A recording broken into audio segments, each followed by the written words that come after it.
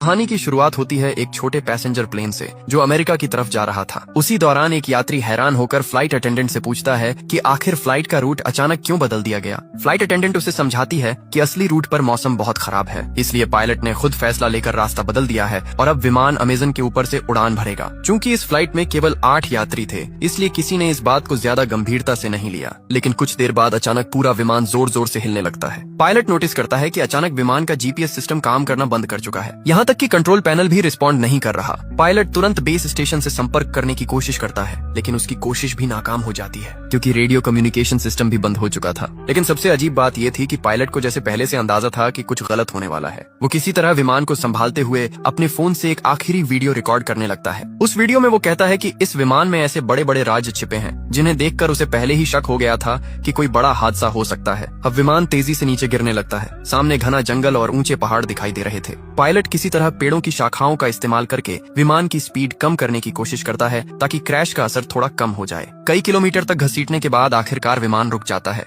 यहाँ मौजूद लगभग सभी यात्री जिंदा बच जाते हैं, लेकिन फ्लाइट अटेंडेंट जिसने सीट बेल्ट नहीं पहनी थी वो मौके पर ही मर जाती है। अब सभी यात्री घबराकर एक दूसरे से चर्चा करने लगते हैं कि आखिर अब उन्हें क्या करना चाहिए। वो लोग पहले ये कंफर्म करते हैं कि फ्लाइट अटेंडेंट के अलावा किसी को कोई गंभीर चोट नहीं आई। इसके बाद 2 यात्री जल्दी से कॉकपिट में जाकर पायलट की हालत देखने लगते हैं, लेकिन वहाँ का दृश्य देखकर वो दंग रह जाते हैं। कुछ पेड़ों की बड़ी शाखाएं पायलट के सीने के आर पार हो चुकी थीं, फिर भी वो किसी तरह जिंदा था। दोनों यात्री धीरे धीरे सीट हटाने की कोशिश करते हैं ताकि पायलट ठीक से सांस ले सके। तभी अचानक विमान के बाहर आग लगने की आवाज आती है। सभी यात्री तुरंत विमान से बाहर निकल जाते हैं और आग बुझाने की कोशिश करने लगते हैं, क्योंकि अगर पूरा विमान जल गया तो रेस्क्यू टीम आने तक वो लोग रहेंगे कहाँ। कुछ समय बाद हालात थोड़े शांत होते हैं। अब सभी 8 यात्री एक साथ बैठकर समझने की कोशिश करते हैं क्या आखिर रूट बदलने के बाद वो अमेजन के किस हिस्से में आ गए। किसी के फोन में कोई सिग्नल नहीं था, मतलब इस घने जंगल में सैटेलाइट फोन के बिना बाहर की दुनिया से संपर्क करना लगभग नामुमकिन था। ये जंगल सैकड़ों मील तक फैला हुआ था, यहाँ से पैदल निकलना भी असंभव जैसा था। सबसे बड़ी समस्या ये थी कि बाहर किसी को ये तक नहीं पता कि उनका विमान यहाँ क्रैश हुआ है,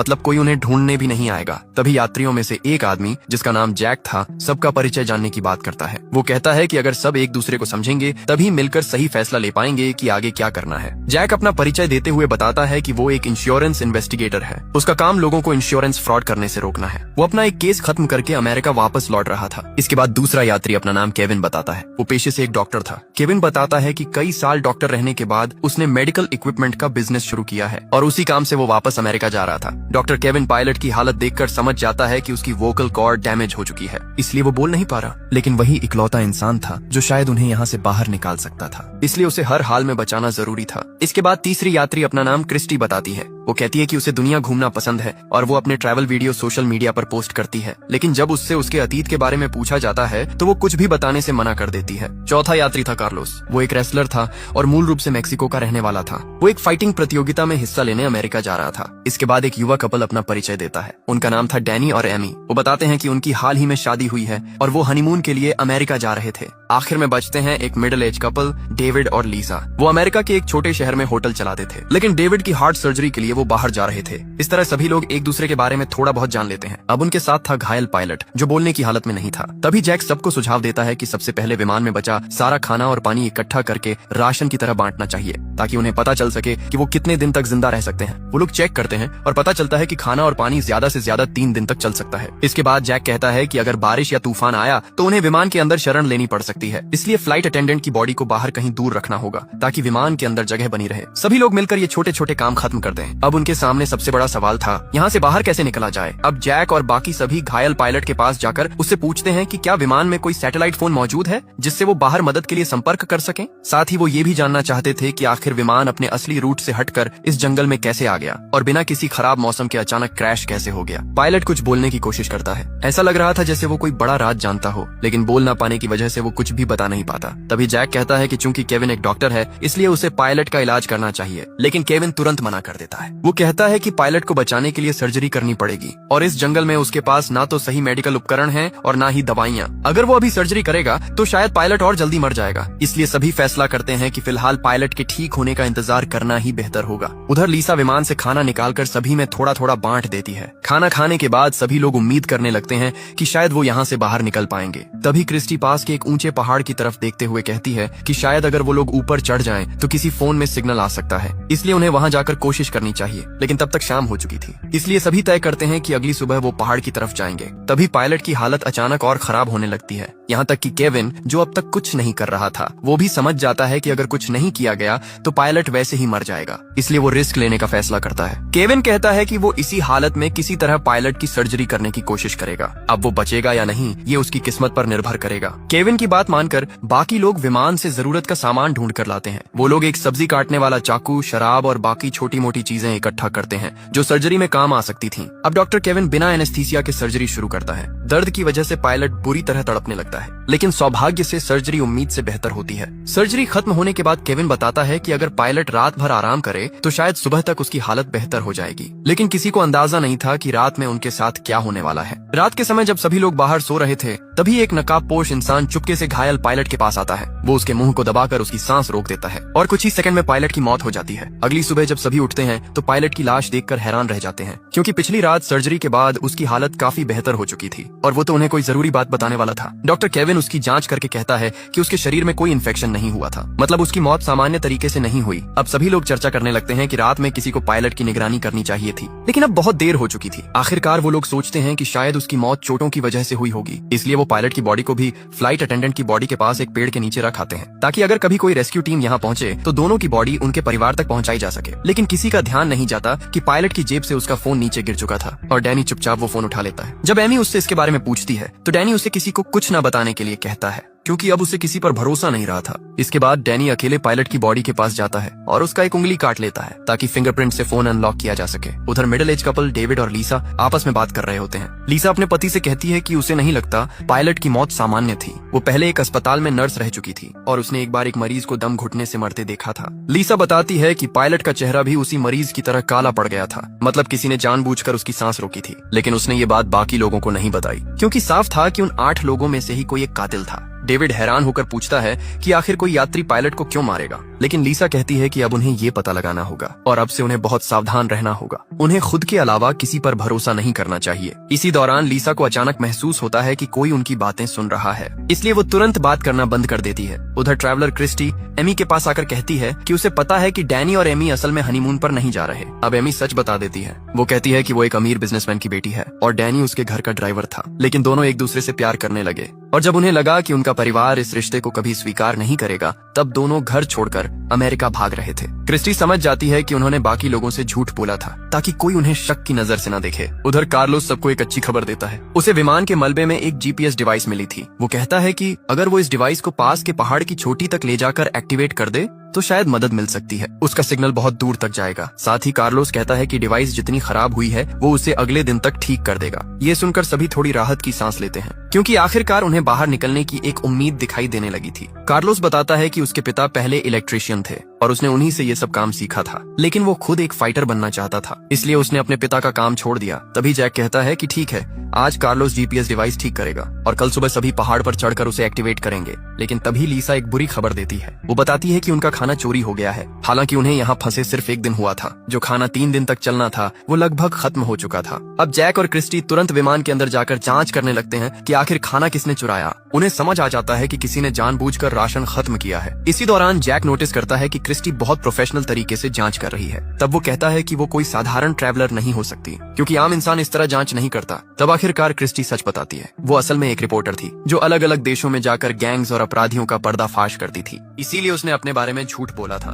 ताकि अगर यात्रियों में कोई अपराधी हो तो वो उस पर हमला न करे। मतलब वहाँ मौजूद हर इंसान अपने अतीत के बारे में कुछ न कुछ छिपा रहा था। अब क्योंकि उनके पास खाने और पानी की कमी हो चुकी थी, इसलिए कार्लोस को जीपीएस डिवाइस ठीक करने के लिए छोड़कर बाकी सभी लोग जंगल में खाने और पानी की तलाश में निकल पड़ते हैं। चलते चलते उन्हें रास्ते में नीले रंग के कुछ मशरूम दिखाई देते हैं। क्रिस्टी अपने रिपोर्टिंग अनुभव से तुरंत समझ जाती है कि ये जहरीले मशरूम हैं और इन्हें खाने से कुछ घंटों में इंसान की मौत हो सकती है। वो सभी को चेतावनी देती है कि कोई भी गलती से इन्हें हाथ न लगाए। साथ ही वो ये भी बताती है कि ऐसे मशरूम आमतौर पर गीली जगहों पर उगते हैं, मतलब आसपास कहीं पानी का बड़ा स्रोत जरूर होगा। थोड़ा आगे बढ़ने पर उन्हें सच में एक तालाब मिल जाता है, लेकिन वहाँ का पानी साफ नहीं था, इसलिए उसे पीने लायक बनाने का तरीका ढूंढना जरूरी था। तभी अचानक पीछे से गोली चलने की आवाज आती है। सभी लोग डरकर पीछे दौड़ते हैं। वहाँ पहुंचकर वो देखते हैं कि डेविड ने अपनी बंदूक से एक बंदर का शिकार किया है ताकि वो लोग उसे खाकर अपना पेट भर सकें। असल में डेविड और लीसा के पास एक बंदूक थी जिसके बारे में उन्होंने किसी को नहीं बताया था। लीसा कहती है कि वो लोग किसी को डराना नहीं चाहते थे,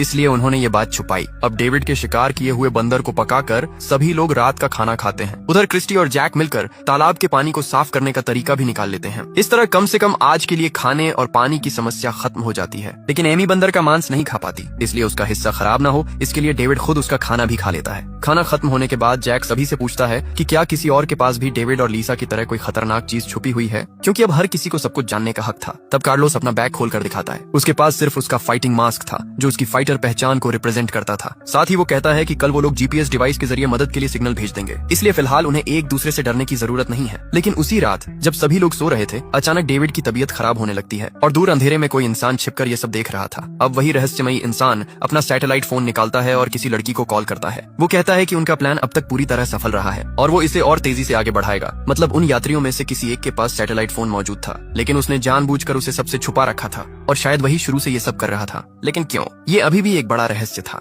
अगली सुबह सभी लोग लीसा के रोने की आवाज सुनकर जागते हैं, क्योंकि रात में डेविड की मौत हो चुकी थी। डॉक्टर केविन उसकी जांच करके बताता है कि उसके मुंह से झाग निकल रहा है, मतलब उसे फूड पॉइजनिंग हुई थी और शायद उसे वही जहरीले मशरूम खिलाए गए थे जो उन्होंने पिछले दिन जंगल में देखे थे। ये सुनते ही लीसा गुस्से में आ जाती है। वो सभी पर चिल्लाने लगती है कि उनमें से कोई एक इंसान सबको एक एक करके मार रहा है। लेकिन अब तक किसी को ये समझ नहीं आ रहा था कि आखिर कोई ऐसा क्यों करेगा। इन 8 लोगों में से तो कोई भी एक दूसरे को पहले से जानता तक नहीं था। तब लीसा सभी को बताती है कि पायलट की मौत भी सामान्य नहीं थी। उसे उसी समय समझ आ गया था कि किसी ने जानबूझकर उसका दम घोंटा था, लेकिन उसने उस वक्त कुछ नहीं कहा ताकि सभी लोग आपस में लड़ने न लगे। अब लीसा को याद आता है कि उसने ये सारी बातें डेविड को बताई थी और उसी दौरान उसे महसूस हुआ था कि कोई उनकी बातें सुन रहा था। मतलब जिसने उनकी बातें सुनी उसी ने बाद में डेविड को निशाना बनाया, क्योंकि डेविड सच के करीब पहुंच चुका था। अब सभी को समझ आने लगता है कि जब उन्होंने जंगल में जहरीले मशरूम देखे थे तब किसी ने चुपके से कुछ मशरूम उठा लिए थे और रात में उन्हें डेविड के खाने में मिला दिया। सबसे डरावनी बात ये थी कि डेविड ने एमी का खाना भी खाया था, मतलब शायद असली निशाना एमी थी।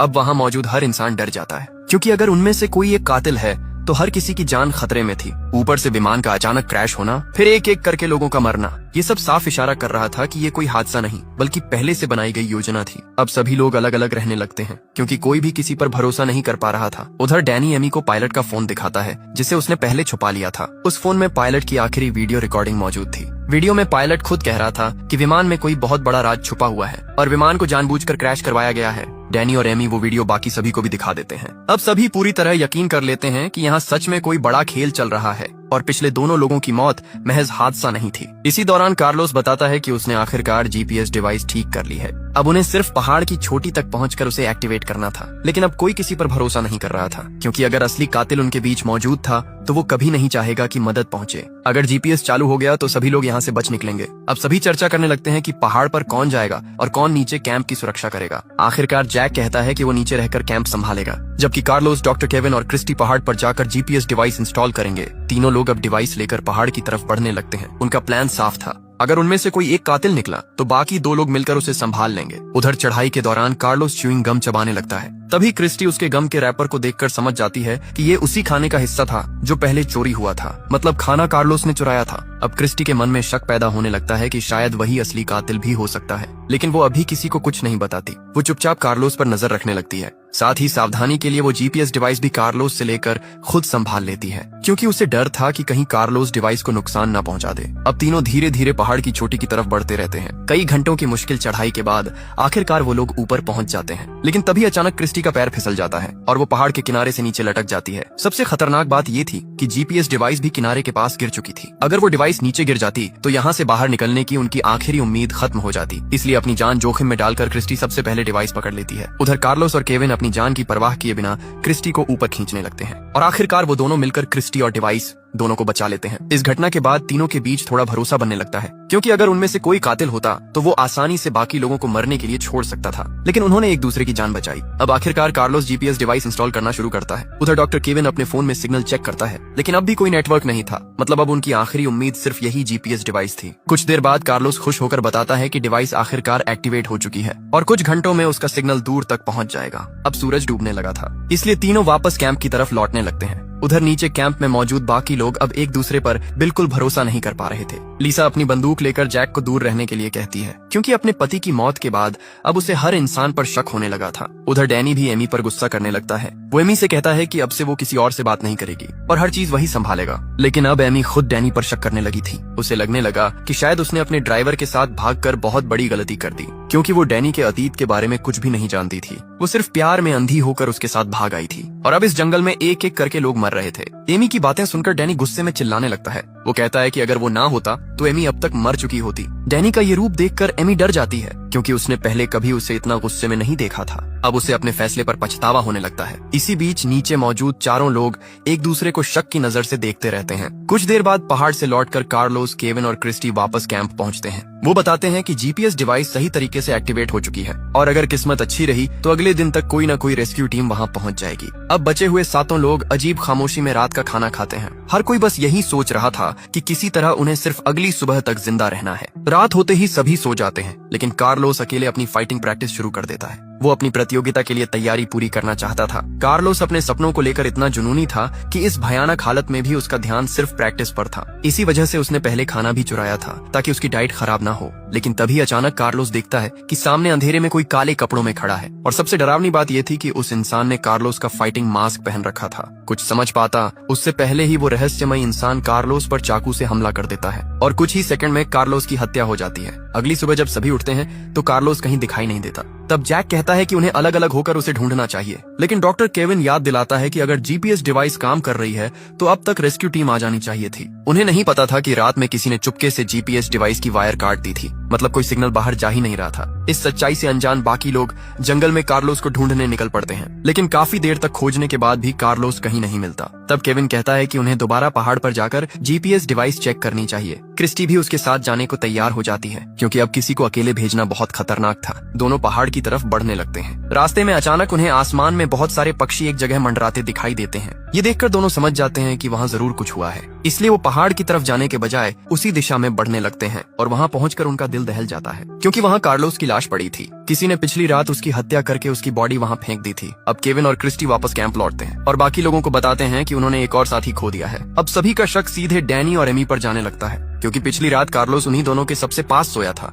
हालांकि डैनी समझाने की कोशिश करता है कि वो ऐसा क्यों करेगा, लेकिन अब हर किसी के दिमाग में एक ही सवाल घूम रहा था, अगर उनमें से कोई एक कातिल है तो आखिर उसका मकसद क्या है? वो एक एक करके सबको क्यों मार रहा है? तभी लीसा बताती है कि पिछली रात उसकी बंदूक की सारी गोलियां चोरी हो गईं। उसके पास अब सिर्फ एक आखिरी गोली बची थी जो उसकी जेब में थी। ये सुनकर केविन कहता है कि जब उसने डैनी का इलाज किया था तब उसने उसकी पीठ पर एक टैटू देखा था, और ऐसा टैटू आमतौर पर गैंग के लोग बनवाते हैं, मतलब डैनी किसी गैंग से जुड़ा हो सकता है। ऊपर से एमी भी उसके अतीत के बारे में कुछ नहीं जानती थी, इसलिए शक और बढ़ जाता है। लेकिन डैनी कहता है कि वो टैटू उसने खुद नहीं बनवाया था, उसे झूठे केस में जेल भेजा गया था और वहाँ गैंग के लोगों ने जबरदस्ती उसके शरीर पर वो टैटू बना दिया। वो कहता है कि जेल से निकलने के बाद उसने अपनी जिंदगी बदलने की कोशिश की और तभी उसे एमी के घर ड्राइवर की नौकरी मिली। वहीं उसे एमी से प्यार हो गया। डैनी साफ कहता है कि वो अपराधी नहीं है और वो ये सब नहीं कर रहा। साथ ही वो एमी को ये भी बताता है कि शुरुआत में वो उसके पैसों की तरफ आकर्षित हुआ था, लेकिन बाद में उसे सच में एमी से प्यार हो गया और अब वो उसे बचाने के लिए कुछ भी कर सकता है। इसी दौरान शाम हो जाती है और अचानक जंगल में तेज तूफान और भारी बारिश शुरू हो जाती है। सभी लोग भागकर वापस विमान के अंदर आ जाते हैं, लेकिन तभी उन्हें आखिरकार वो चीज दिखाई देती है जिसकी वजह से शायद ये सब हो रहा था। बारिश के कारण विमान की छत का एक हिस्सा टूट जाता है और वहाँ से कई बड़े बैग नीचे गिरते हैं। जब जैक छत हटाकर ठीक से देखता है